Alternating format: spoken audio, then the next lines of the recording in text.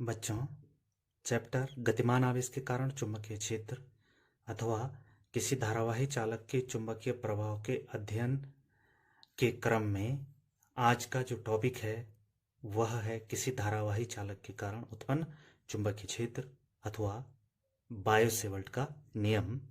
1820 में ऑस्टेड के प्रयोग के पश्चात बायो-सेवर्ट ने इस नियम को प्रतिपादित किया था। यहाँ पर यह नियम एक डेरिवेशन के रूप में है और मैं तुम्हें हमेशा बताता हूँ कि डेरिवेशन का अभ्यास 3 पार्ट में करने का प्रयास करो। पहला जो पार्ट है वो है उसका डायग्राम। अधिकांश डेरिवेशन में डायग्राम अवश्य होगा। हमेशा डेरिवेशन का डायग्राम ध्यान में रखो, ठीक है। और उस डायग्राम के अनुसार उस डेरिवेशन की भाषा बनाने का प्रयास करो या उस डायग्राम को भाषा में डालने का प्रयास करो।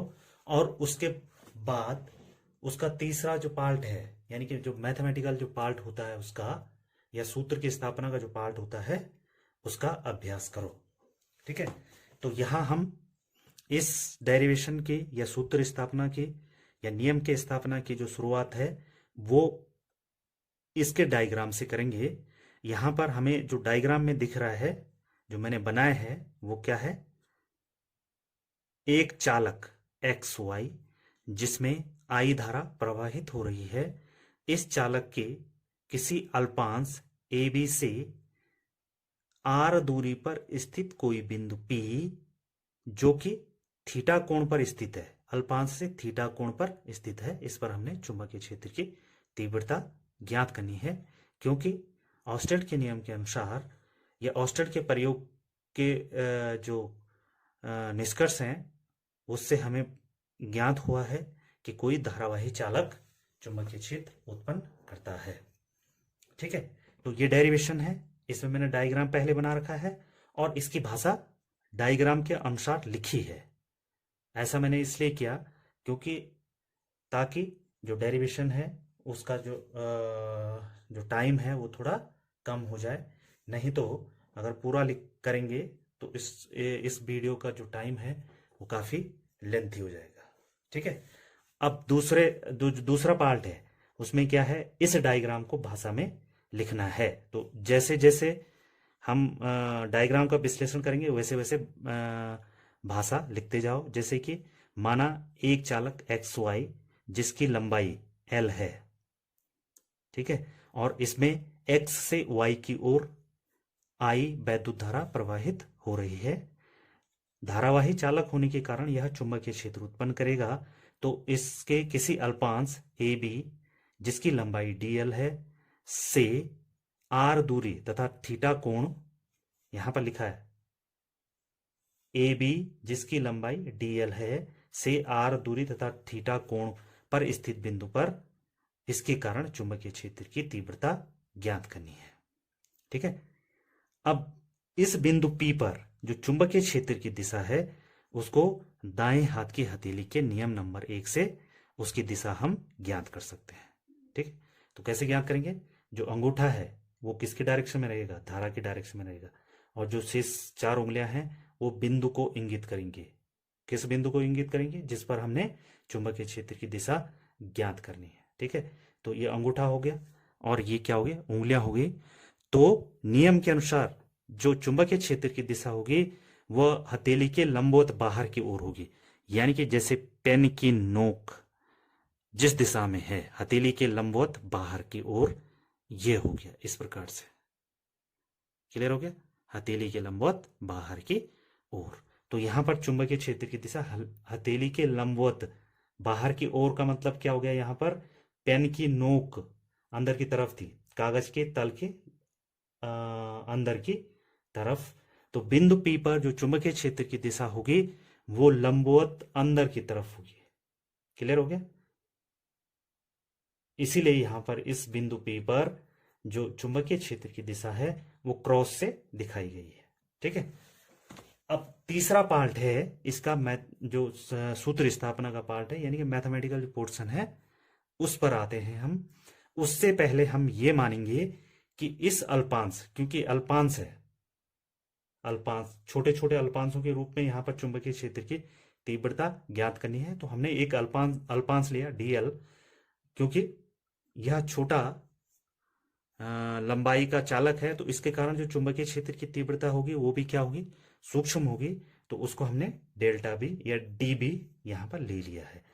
अब ये जो डी बी है वो इस चालक निकाय जो है इससे संबंधित जितनी भौतिक राशियां हैं उन पर निर्भर करेगा। तो यहां से शुरुआत करते हैं। नंबर 1 है चुंबकीय क्षेत्र की तीव्रता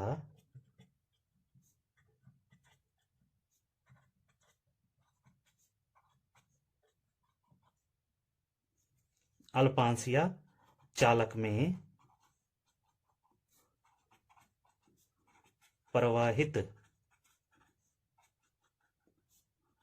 होने वाली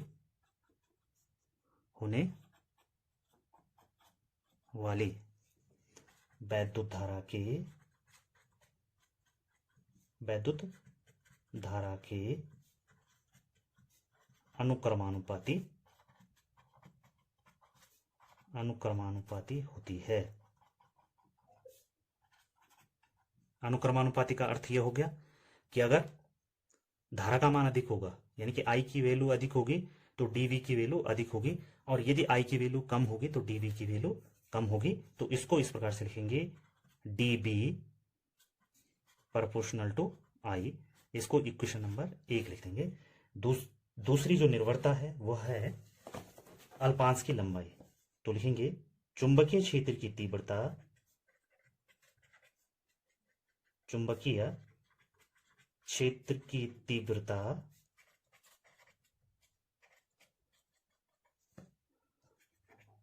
अल्पांश की लंबाई dl के अनुक्रमानुपाती होती है। अनुक्रमानुपाती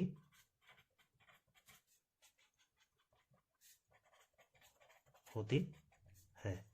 इसको अब इस प्रकार से लिख देंगे mathematically, dB proportional to dl। ये dl अपने आप में एक सदिश स्वरूप हो गया लंबाई का, और b चुंबकीय क्षेत्र अपने आप में सदिश राशि है, तो इसीलिए इसको सदिश स्वरूप में दिखाया गया है। और तीसरा क्या है, तीसरी जो निर्भरता है वो है दूरी पर। किसकी दूरी, अल्पांश तथा बिंदु के बीच की दूरी पर, यानी कि जो dl है और p के बीच की दूरी है r पर। तो ये व्युत्क्रमानुपात संबंध है। चुंबकीय क्षेत्र की तीव्रता, चुंबकीय क्षेत्र की तीव्रता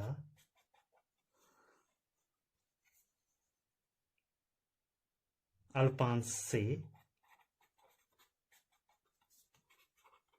से बिंदु के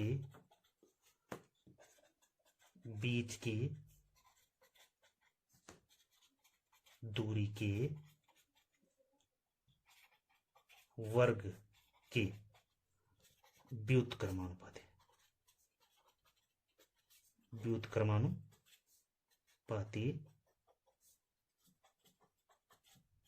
होगी। यानी कि मैथमेटिकली क्या लिखेंगे इसको, dB प्रोपोर्शनल टू 1/r²।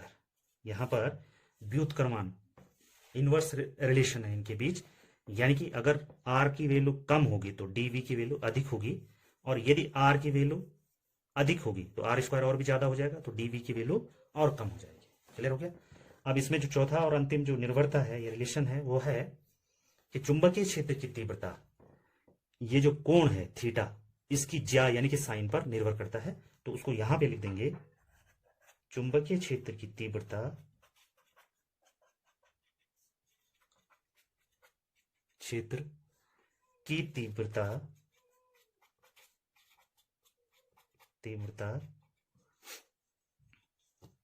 बिंदु तक अल्पांश तथा बिंदु, अल्पांश ए बी तथा बिंदु, कौन सा बिंदु है, P के मध्य के कोण, कौन सा कोण है, थीटा, की ज्या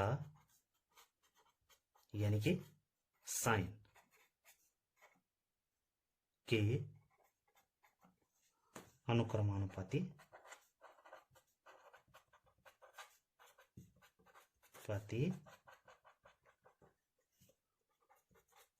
होता है। मैथमेटिकली इसको लिख देंगे dv proportional to sine theta, ये आ जाएगा इक्वेशन 4। अब ये जो इक्वेशन है 1 2 3 4 इनको कलेक्ट कर लेंगे तो यहाँ पे लिखेंगे समीकरण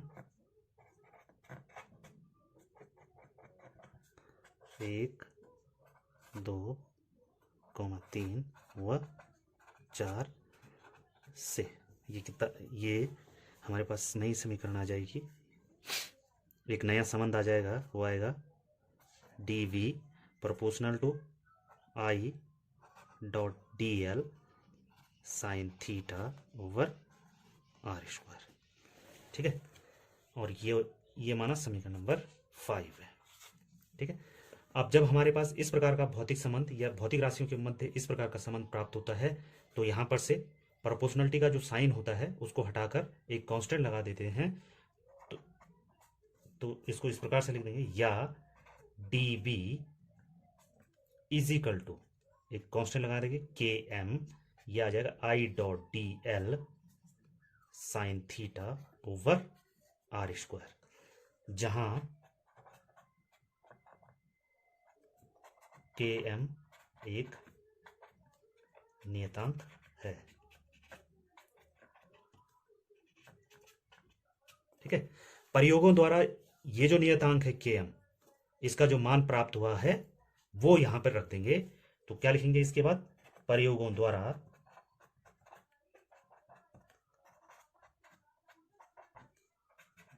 km is equal to mu 0 over 4 पाई।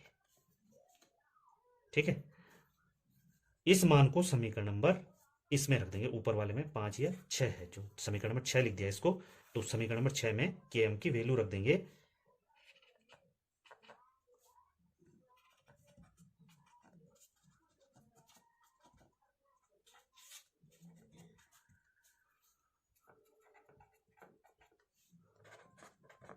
हमारे पास एक नया संबंध आ जाएगा फाइनल, ये आ जाएगा dB is equal to mu 0 over 4 पाई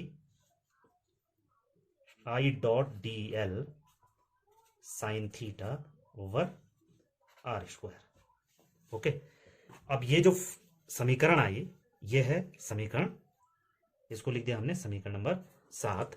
ये जो समीकरण 7 है यही जो है बायो-सेवर्ट का नियम है। ये समीकरण नंबर 7 जो है बायो-सेवर्ट का नियम है।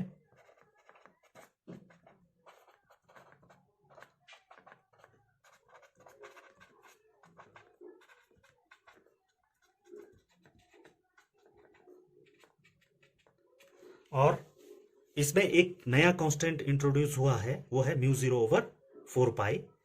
इसमें म्यू 0 इसको निर्वात की चुंबकशीलता कहा जाता है, जहां म्यू 0 निर्वात की चुंबकशीलता है, निर्वात की चुंबकशीलता